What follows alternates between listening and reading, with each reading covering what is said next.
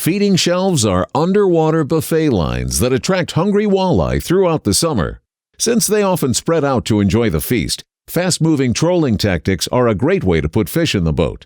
Up next, Fish At host Jon Thelen reveals a deadly spinner rigging program you can use to find walleye fast and make them strike.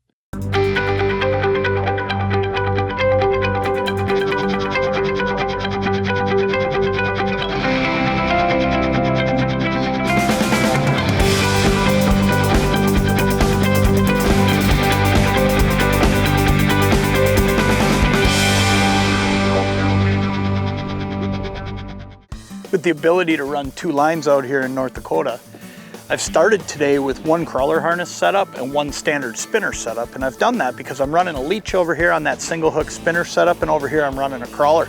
And I'll do that quite often, even if I'm back home in Minnesota or wherever it may be. If I only got 1 line but I have somebody else in the boat, we'll always start with different live bait, because I think a lot of days it can make a huge difference. There's one. Where did that fish come up? Drill it. Just nailed it. Just getting this line set, thinking about getting that other one set, because I just came off this ledge where I want to be, and this walleye just came up and railed it. Look at that one. That's exactly what we're chasing today. Fish like that one right there. And I'll tell you what, spots like this are the kind of spots where how we're fishing makes a huge difference in what I'm using. This is a big, long feeding flat. And walleyes like that one, they're stacked up all the way along it right now. And they're just off the edge of a shallower spot where the weeds are growing, and then it flattens out. It runs all the way along here. And the best way to get fish like this is to cover ground, but they're not ready for those fast-moving techniques yet, like crankbaits. So what I'm doing is I'm pulling spinners. And this is the time of the year to pull them, and fish like this react to them. Throw this one in the well, and let's see what we can't do to get another one.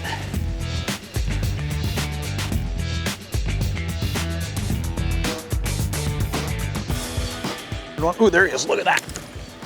Right when I made the turn, I just swung the boat, deciding to go back the other way, and this fish hit it.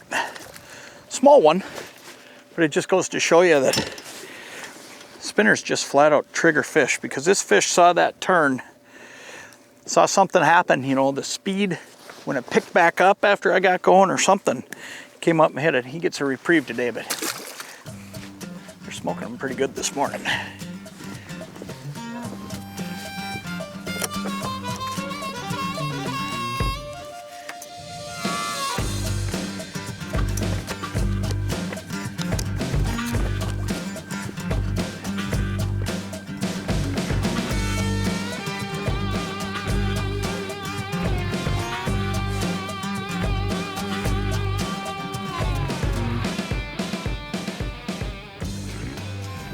One of the things I'm really conscious of when I'm baiting up is making sure that I've got that crawler right through the tip of his nose, because I don't want too much of that crawler up above in that hook, because then sometimes what will happen is everything will start spinning a little bit more than I want it to. Once you start getting that spin, now all of a sudden you're just twisting your line, because here's the deal, you've already got the spinner spinning. We don't need to make that crawler spin and do a whole lot there. So just make sure you go right through the tip of their nose.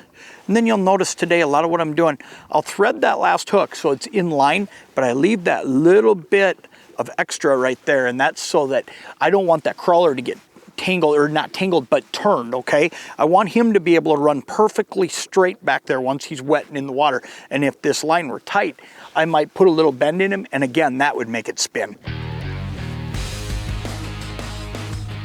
When it comes to fishing a spot, spinners can be so versatile too, because here's the thing, I'm fishing fairly close to the boat. I'm running an 1.5 ounce bottom bouncer today. Now if I were out deeper, I might be running a 2 ounce, maybe even up to a 2.5. Today I'm in that 10 to 12 feet of water, so I'm running an 1.5 ounces, and it's perfect. But here's what's great about it.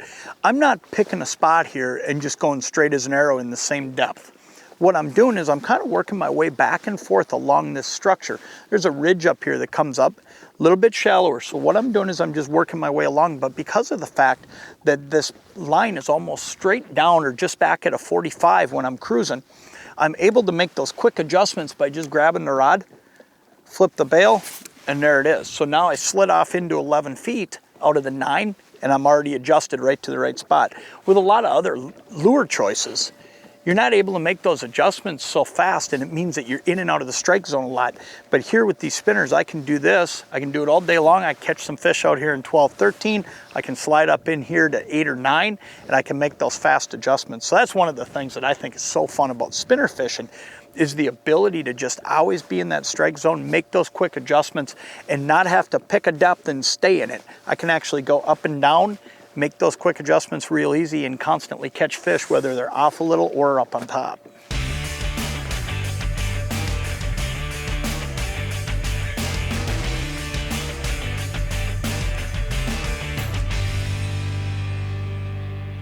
There's one. Look at that.